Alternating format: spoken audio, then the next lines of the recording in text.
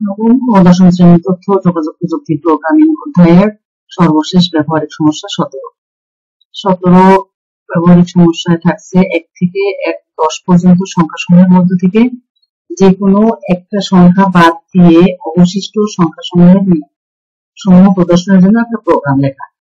তো এই প্রোগ্রামটা তৈরি করার আগে আমাদের যে বিষয়টুকু জানা দরকার সেটা জেনে আসি। কন্টিনিউ স্টেটমেন্ট পাইথন প্রোগ্রামে শর্তযুক্ত অথবা শর্তহীনভাবে কোনো স্টেটমেন্ট বা লুপের পুনরাবৃত্তি করার জন্য কন্টিনিউ স্টেটমেন্ট ব্যবহৃত হয়। কন্টিনিউ স্টেটমেন্টের ফরম্যাট হলো কন্টিনিউ স্টেটমেন্ট প্রোগ্রাম পয়েন্টারকে পূর্ববর্তী স্টেটমেন্ট বা লুপের প্রারম্ভে স্থানান্তর করে। Continue statement if, for, while ইত্যাদি ছাড়া সরাসরি কাজ করতে পারে না। এজন্য সাধারণত ইফ স্টেটমেন্টের সাথে সম্পর্কিত শর্ত সাপেক্ষে কোন লুপের পুনরাবৃত্তি করার জন্য কন্টিনিউ স্টেটমেন্ট ব্যবহৃত হয়।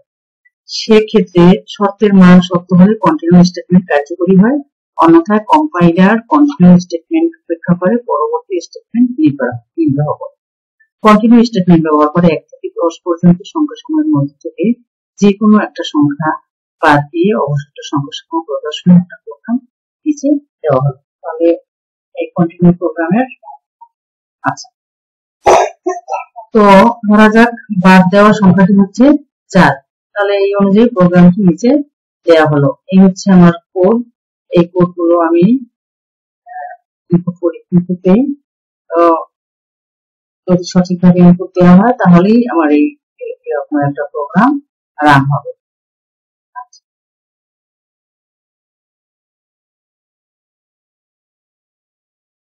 ওকে, তাহলে এই হচ্ছে আমার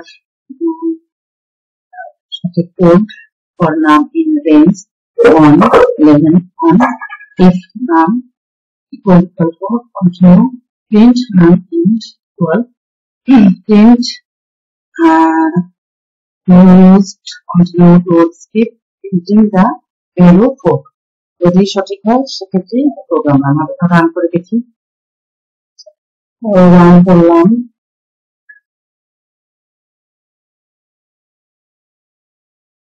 এর সাথে আছে ওকে 1 2 3 4 5 6 7 8 9 10। তো এই used continue to skip printing the value 4 এই যে প্রোগ্রাম রান হলো। তাহলে এই ছিল 17 নম্বর প্রোগ্রাম। এখানে আমি প্রথম এইরকমের একটা কোড লিখেছিলাম, সেক্ষেত্রে আমার যা ভুল দেখিয়েছে এটা আমার ভুল ছিল। তাহলে এই ভুলটা ছিল কি, ইফ নাম ইকুয়াল 4 লাইনের শেষে কোলন দিতে ভুল হয়েছিল। আমার ভুল হওয়ার কারণে এই যে এই প্রোগ্রামটা আমি প্রথম লিখেছিলাম, সেক্ষেত্রে আমার রেজাল্ট এরর আসছিল, মানে আমার ফলাফল প্রদর্শিত হয়নি।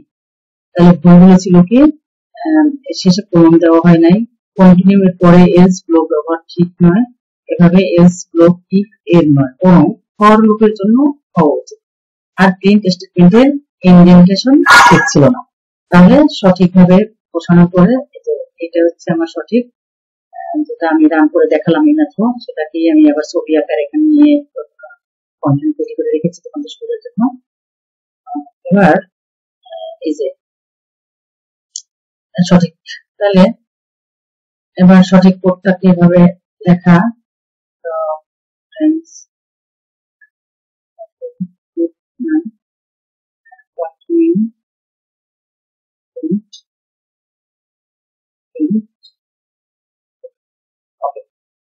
তাহলে ব্যাখ্যা এটি রেঞ্জ 1 11 1 থেকে 10 পর্যন্ত সংখ্যা নেবে ধাপে ধাপে একবারে বাড়বে। 1 11 1 থেকে বোঝা যায় 1 থেকে 10 পর্যন্ত সংখ্যাগুলো ধাপে ধাপে এক বাড়বে। If number equal equal to যদি সংখ্যা 4 হয় তাহলে এই নিচের লাইন কন্টিনিউ চালু হবে। কন্টিনিউ লুপের বাকি অংশ স্কিপ করে পরবর্তী ধাপে যাবে, অর্থাৎ 4 প্রিন্ট হবে না। প্রিন্ট নাম্বার প্রিন্ট সংখ্যাগুলো এক লাইনে প্রিন্ট হবে। প্রিন্ট দ্বারা লাস্টে একটা বাক্য দেখাবে, তো এই ছিল 17 নম্বর প্রোগ্রামের ধারাবাহিকতা। তো এভাবে সবগুলো প্রোগ্রাম নিজেরা নিজেরা বেশি বেশি প্র্যাকটিস করবে। আর একবার প্র্যাকটিস করলে ভুল হতেই পারে, আমি কিন্তু অসংখ্যবার প্র্যাকটিস করার পরে আমি এই প্রোগ্রাম গুলো রান করতে পেরেছি, কিন্তু তারপরও কিন্তু আমি বসে থাকিনি, চেষ্টা চালিয়ে গেছি। তোমরাও এরকম যদি একবার রান না হয় অবশ্যই সঠিকভাবে পরবর্তীতে আবার ট্রাই করবে, অবশ্যই রান হবে। আর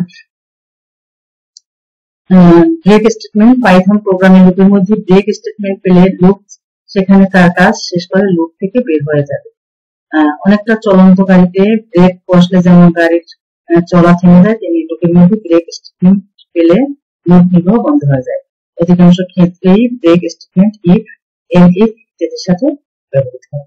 তো এই ছিল আমার প্রোগ্রামিং চ্যাপ্টারের সর্বশেষ কথা। এরপর অনুশীলনী, এই অনুশীলনীটা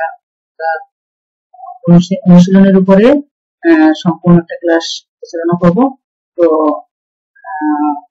এ পর্যন্ত সবাই ভালোভাবে ভিডিওগুলো আবার শুরু থেকে অনুশীলন করবে।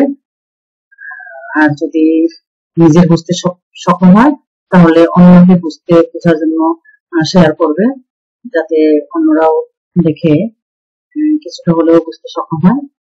তো আগামী ভিডিও দেখা আমন্ত্রণ নিয়ে সবার জন্য শুভকামনা।